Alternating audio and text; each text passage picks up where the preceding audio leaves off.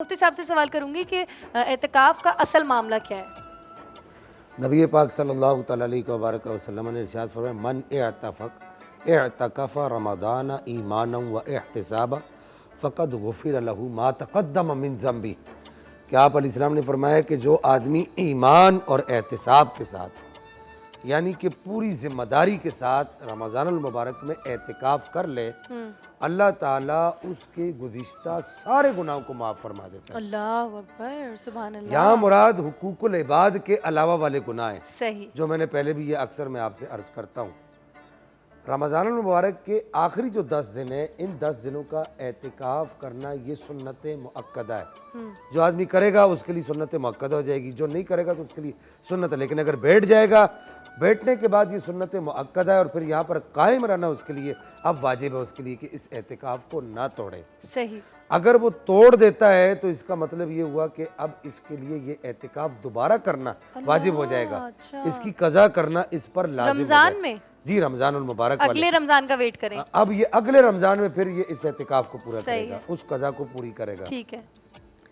इसी तरह ख़वातीन घरों में एतिकाफ़ करती हैं, तो ख़वातीन के घरों में एतिकाफ़ करने की जगह वो है जहाँ पर वो आम तौर पे नमाज़ पढ़ती हैं। सही। हमारे यहाँ ये है कि घर में किसी भी जगह नमाज़ पढ़ ली जाती है, ऐसा नहीं है।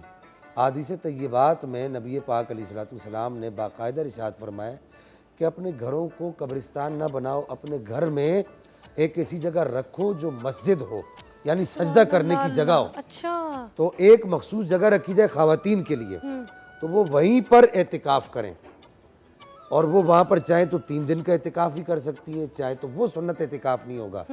3 दिन का जो एतिकाफ़ है, चाहे मर्द करे चाहे औरत करे, वो नफिल एतिकाफ़ कहलाएगा, वो सुन्नत एतिकाफ़ नहीं कहलाएगा। 10 दिन का जो एतिकाफ़ है वो सुन्नत एतिकाफ़ कहलाएगा, वो नफिल एतिकाफ़ नहीं कहलाएगा।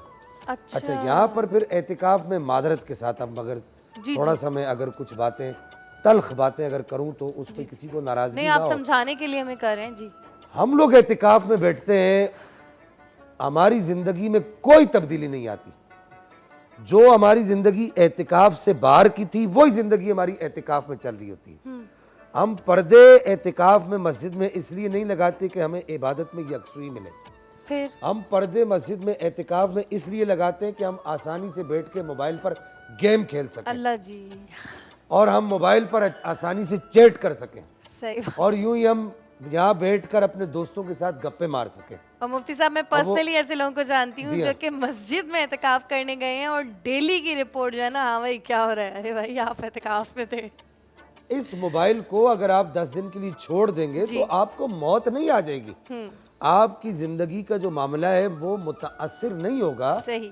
और फिर आप वहीं पर बैठे बैठे आप वो फूड पांडा से ऑर्डर भी कर रहे हैं, अच्छा। पिज़्ज़ा भी मंगवा रहे हैं और वो बाहर की चीज़ें भी मंगवा रहे हैं, टिक्के भी मंगवा रहे हैं, सब कुछ बड़ा मुश्किल मंगवा- हो गया है मैं मुफ्ती साहब, ये नहीं आज कहता तो बड़ा फूड पांडा मुश्किल से हो ऑर्डर गया। करना जो हराम है, मैं ये नहीं कहता अल्लाह ना करे, ये इनकी भी एक रोज़ी का ज़रिया है। लेकिन आप देखें ना, जो आदमी इत्तिकाफ़ में बैठता है, उसकी बहन, उसकी बेटी, उसकी बीवी, उसकी माँ, क्या कोशिश होती है उसकी ज्यादा कि ज्यादा सर्व अच्छे करें से उनको। अच्छा हाँ खाना पका के इसको फराहम किया जाए। ठीक है, ठीक है। तो 10 दिन के लिए हम जो है अल्लाह ताला की रजा के लिए हम बाहर के खाने को नहीं छोड़ सकते। बहुत अच्छा पॉइंट आपने और उठाया। फिर वो लोग जो सिगरेट पीते हैं खास करके, वो एहतिकाफ में सिगरेट नोशी भी कर रहे होते हैं।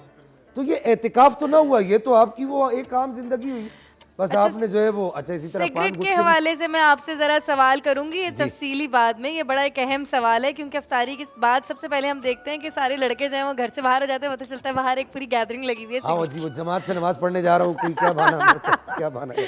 अच्छा,